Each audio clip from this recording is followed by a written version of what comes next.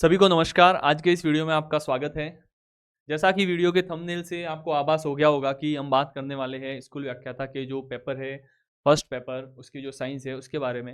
हालांकि मैंने जो पिछले वीडियो डाले थे उसमें प्रश्न पत्र एनालिसिस के, उसमें मैंने बेसिकली साइंस का लगभग आपको ये बता दिया था कि किस तरीके से 8 सालों को किन टॉपिक्स पे फोकस करना है, कैसे करना है, लिमिटेड कंटेंट। आपको फर्स्ट पेपर के नैया पार लगाने का जो आइडिया मैंने बताया था वो यही बताया था कि किसी भी पोर्शन, इतनी सारी सब्जेक्ट में से कोई भी आपको छोड़ के नहीं जाना है। ऐसा नहीं कि आप आर्ट्स से हो तो आपको साइंस छोड़ के जानी है। तो उसी को ध्यान में रखते हुए हमने एक टेस्ट सीरीज लॉन्च करने जा रहे हैं सामान्य विज्ञान की। बहुत ही मिनिमम प्राइस रखेंगे इसकी, 49 पे ही हम कर रहे हैं और 13 टेस्ट बनाए हैं। इस पे काम किया है मैंने और पंकज सर, जो कि साइंस पढ़ाते हैं कोचिंग्स में। तो ये मिलके एनसीईआरटी आधारित व्याख्यात्मक टेस्ट श्रृंखला, जैसा कि आप सिलेबस भी देखोगे तो सिलेबस में भी सीधे 9-10 से किताबों से, एनसीईआरटी से टॉपिक और अक्सर क्वेश्चन भी उसी से ही आते हैं। तो इसी को ध्यान में रखते हुए जो आर्ट्स का स्टूडेंट है उस पर तो फोकस रहेगा ही, बाकी साइंस के स्टूडेंट को एकदम सेलेक्टेड जो चीज़ें मिलेगी उस पर काम किया है बिल्कुल बारीकी से, और उसकी व्याख्या भी आपको सबमिट टेस्ट करने के बाद नीचे मिल जाएगी। तो पंकज सर, इसके बारे में आप ये थोड़ा बताइए कि किस तरीके से तैयार करना चाहिए, क्योंकि आपने जो साइंस पढ़ाया है काफ़ी टाइम, 5 एक साल से लगभग कोचिंग्स में पढ़ा रहे हैं साइंस। तो इनके आग्रह पर ही मैंने देखा कि मैं अकेला शायद इस पे पूरा काम नहीं होता। एक व्यक्ति, क्योंकि सेकंड पेपर ज्योग्राफी की भी स्टार्ट हुई है तो उस पर भी लगभग काम आधे से ऊपर चल चुका है। तो सर से बात की तो ये हमने इस पे काम किया है। तो सर बताइए एक बार कि किस तरीके से एक बार। नमस्कार सभी को। तो ये जो साइंस की जो अपनी टेस्ट सीरीज है पूरी, इसमें टोटल मिला के आपको 11 टेस्ट मिलेंगे और जो वो सभी टॉपिक वाइज होंगे और दो जो टेस्ट है वो आपको टोटल जो मिक्स प्रश्न है वो सारे आपको मिलेंगे। अब ये जो टॉपिक वाइज वाइज जो प्रश्न है उसमें आपको एक जो टेस्ट होगा उसमें टोटल 30 प्रश्न मिलेंगे और प्रश्नों को इस प्रकार से सेट किया है कि अगर आप एनसीईआरटी नहीं पढ़ के भी जाते हैं तो भी आपकी जो 80% एनसीईआरटी के जो प्रश्न आएंगे वो सारे कवर हो जाएंगे। अब जो साइंस का पोर्शन है वो बहुत ही बड़ा है, कई से भी प्रश्न आ सकते हैं, लेकिन जो एनसीईआरटी से मैक्सिमम प्रश्न आने के चांसेस होते हैं। तो अगर ये आप पूरे टेस्ट सीरीज देखोगे तो इसमें आपको मैं दो तीन प्रश्न बता देता हूँ। ये देखिए, अब ये आप देखिए कि जैसे बर्जिलियस के जैव शक्ति सिद्धांत का खंडन वोहलर ने कैसे किया था। ये जो प्रश्न है इसमें आपको इस सारे ऑप्शन मिल जाएंगे और बाद में आपको जब आप पूरा टेस्ट दे दोगे उसके बाद में आपको उसकी व्याख्या मिलेगी और व्याख्या आपको इस प्रकार से पूरी एक पेज के फोटो के रूप में मिलेगी। अब इससे क्या होगा कि इसमें आपके जो मैक्सिमम एनसीईआरटी के जो फैक्ट है वो सारे इसमें कवर हो जाएंगे। अब जैसे कि ये प्रश्न है, बर्जिलियस के जैव शक्ति सिद्धांत का खंडन वोहलर ने कैसे किया, तो इसमें आपके दो प्रश्न कवर हो रहे। पहला, जैव शक्ति सिद्धांत किसने दिया था, बर्जिलियस ने, और इसका खंडन वोहलर ने कैसे किया था, तो वो है कि अब ये सारे ऑप्शन आ गए। अब ऑप्शन भी आपको इस प्रकार से मिलेंगे कि जिससे आप एक एक चीज बारीकी से विश्लेषण कर सकते हो। अगर आपने पूरी ये टेस्ट सीरीज दे दी तो आपका जो 80 से 90% प्रश्न है वो आपकी एनसीईआरटी में कवर हो जाती है। तो आर्ट्स वाले स्टूडेंट है वो भी मतलब लिमिटेड टाइम में सिलेक्टिव में जो मटेरियल है वो पढ़ सकते हैं। अब इसी प्रकार से देखो, इस प्रकार से इसकी पूरी व्याख्या आएगी। अब व्याख्या में आपको देखो जैव शक्ति सिद्धांत, अब जितने भी ये सारे सोर्स है और जितने भी फैक्ट है सब एनसीईआरटी से उठाए हुए हैं, ठीक है, और इसको मैं पेज संख्या भी आपको बताइए। अब जैव शक्ति सिद्धांत 1815 में दिया, बर्जिलियस ने दिया था। क्या जैव शक्ति सिद्धांत कि कार्बनिक यौगिकों का निर्माण केवल जीवधारी स्रोत से संभव है। अब इसका खंडन किसने किया, खंडन किया वोलर भाई साहब ने, कब, 1828 में। ये भी सन एनसीईआरटी में दिया, बिना बात की चीज आपको यहाँ पर नहीं बताएंगे। अकार्बनिक पदार्थ थे उनका निर्माण कर दिया अमोनियम सल्फेट और पोटेशियम साइनेट, और दोनों को मिला के क्या बना दिया, अमोनियम साइनेट बनाया और इससे बनाया यूरिया। और यूरिया क्या था, एक कार्बनिक पदार्थ था जो प्रयोगशाला में बनाया। अब तो और साथ में यूरिया का ये फॉर्मूला भी मिल गया, तो इस बेस से आपको सारे प्रश्न मिलेंगे। अब जैसे कि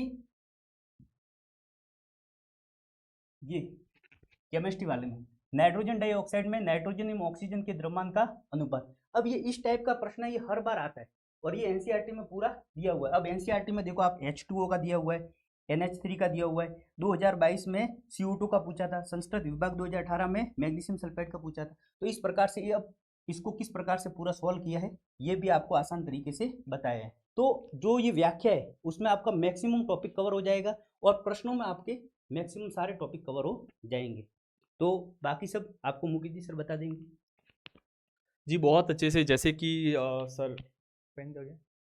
जैसे कि आपने सर ये बताया कि ये नाइट्रोजन डाइऑक्साइड और नाइट्रोजन ऑक्सीजन के द्रव्यमान का जो अनुपात पूछा है, तो अक्सर ऐसे सवाल यदि आप प्रीवियस देखोगे, यदि आपके पास बुक है तो आप खोल के देखना, उसमें जो आणविक द्रव्यमानों के जो अनुपात निकालने के हैं उनके क्वेश्चन डायरेक्टली आते हैं। उसमें याद करने की होती है कि किसका 7 है, किसका 14 है, किसका 16 है, तो उसका अनुपात काट के और सीधा जैसे कि 7:16। और अक्सर उसमें ऑप्शन भी कैसे आते हैं, जैसे कि सर अपन देखें तो यहाँ पे 14 आ जाएगा, यहाँ पे 32 आ जाएगा, सब सेम लगते हैं। उस टाइम अपन ये एलिमिनेट नहीं कर पाते हैं कि उसमें से कौन सा ऑप्शन सही होगा। इसी का जैसे कि मैं एक एग्जांपल ये जैसे बताया, एक मैंने 2 दिन पहले सर भेजा था, इस पे टेलीग्राम ग्रुप है, उस पे टेलीग्राम ग्रुप में मैंने ये सवाल भेजा था। उसमें जैसे कि आप देख सकते हो कि दो समान द्रव्यमान की वस्तुओं की गतिज ऊर्जाओं का अनुपात 4:9 है। दो समान द्रव्यमान की गतिज ऊर्जाओं का अनुपात 4:9 है। तो फिर कमेंट आया था कि इसको किसी को आता है तो सॉल्व करके बताओ, तो मैंने ये सॉल्व करके बताया था। जैसे कि आप ये देखोगे कि जैसे सेम फॉर्मेट में यदि सवाल आ जाए, जिनके साइंस नहीं है उनसे मैं ये कहना चाहता हूँ, साइंस है उनके तो यूँ है कि वो ऐसा समझते हैं कि उनके हो गया है कवर, लेकिन वास्तव में नहीं होता है कवर। जैसे कि मैं ये बताऊँ कि मैथ्स का ओके भी मैं मैथ्स का एक सवाल छोड़ के आया था सर, लास्ट में नहीं हुआ था। तो कारण उसके पीछे यही होता है कि अपन किसी फॉर्मेट, एक जो इनके भी फिक्स फॉर्मेट होते हैं, उस फॉर्मेट में एक सवाल आ जाता है। जैसे कि यदि काइनेटिक गतिज ऊर्जा में से फॉर्मेट बनता है तो ये बनता है, तो अपन गतिज ऊर्जा को अपन को पता है कि हाफ mv² होती है काइनेटिक एनर्जी। तो अपन को क्या करना है, उसमें दिया हुआ क्या था कि m तो सेम ही रहेगा, वेलोसिटी है, उनका अनुपात गतिज ऊर्जा का अनुपात क्या है, 4:9। तो गतिज ऊर्जा k1 k2 का अनुपात है 4:9। फिर उसमें अपने m का मान सेम रहेगा, v की वैल्यू है वो 4:9 है। फिर उसको व्यवस्थित तरीके से मैंने सॉल्व करके इसमें ग्रुप में भेजा हुआ था फोटो। तो केवल वैल्यू रख के, और आपको ये काटना आना चाहिए कि इसमें से लास्ट में जब बचता है तो फिर 2 और 3 ऐसे कट जाते हैं आपस में, तो उसमें से छोटी सी मात्र एक कैलकुलेशन से ये आपके 2 नंबर का सवाल सही हो सकता है।